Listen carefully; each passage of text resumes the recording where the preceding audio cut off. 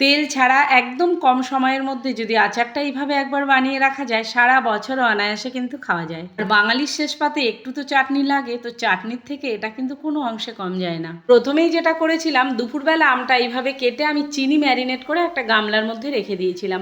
সন্ধেবেলায় যখন আমি আচারটা বানাবো তখন দেখছি চিনিটা গলে জল হয়ে গেছে। ওই পর্যায়ে আমি একটা কড়াই বসিয়ে তার মধ্যে ওই চিনি শুদ্ধ আমটা দিয়ে দিয়েছিলাম। তো এইভাবে কিছুক্ষণ ফুটতে দিয়েছিলাম। এই সময় গ্যাসের জোরটা একটু বাড়িয়ে দিতে হবে। চিনির জল আর আম এইভাবে ফুটছিল। কিছুক্ষণ ফোটার পরে এই পর্যায়ে যখন এসছে, আমি পরিমাণ মতো একটুখানি নুন দিয়েছি আর শুকনো লঙ্কার গুঁড়ো দিয়েছি একটু কালার আর ঝালের জন্য। আর কিচ্ছু দিতে হবে না। আর ভেজে রেখেছিলাম এই মশলাটা, একটু মেথি, মৌরি, গোলমরিচ, জিরে আর দুটো শুকনো লঙ্কা শুকনো খোলায় ভেজে গুঁড়িয়ে আমি ওপর থেকে দিয়ে দিয়েছিলাম। আর দিয়েছি সামান্য পরিমাণ কয়েক ফোঁটা ভিনিগার, যাতে সারা বছর আচারটা অনায়াসে খাওয়া যায়, নষ্ট হবে না। আর আমার শ্বশুরমশাই শেষ পাতে একটু আচার বা চাটনি খেতে খুবই ভালোবাসে, তো আজকে স্পেশালি ওনার জন্যই আমি এটা বানিয়ে রাখলাম। উনি শেষ পাতে একটু দুধ, চাটনি এইসব পছন্দ করেন, তো ওনার জন্যই আমি বানিয়েছি আচারটা।